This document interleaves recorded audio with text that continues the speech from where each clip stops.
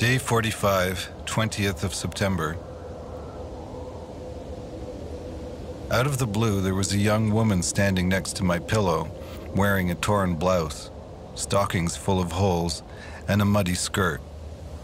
Nothing surprises me now. Thinking she had come from the world of the dead to fetch me, I stretched out my hand and said, "Take me where you will." "There's nowhere to go," she answered carelessly. "You've come from the afterworld, right?" "I haven't been there yet." "So you're alive then?" "I can't say." Turning a sad profile towards me, she began to tell me about herself. "Quite a long time ago, I was raped and killed in the forest. I thought I'd been taken to the next world, but I waited and waited, and nobody came to get me.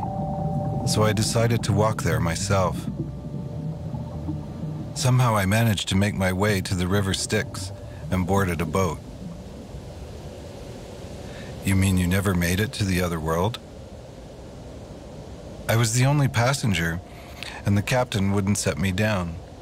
According to him, there is no afterworld." "So what are the dead meant to do? If there's no land of the dead, doesn't it mean they're destined to wander for infinity?" At first I thought the captain was lying, but he was adamant that there's no such world. "So what are you doing now?"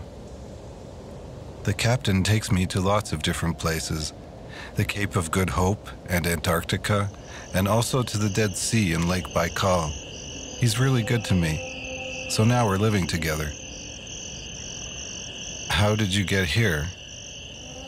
"Via the Amazon." "Where's your companion?" "Over there."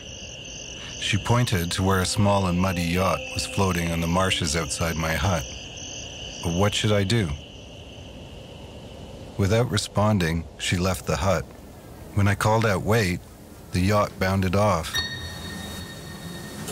Coming to myself with a start and taking a closer look, I realized what had seemed to be a yacht was a rabbit.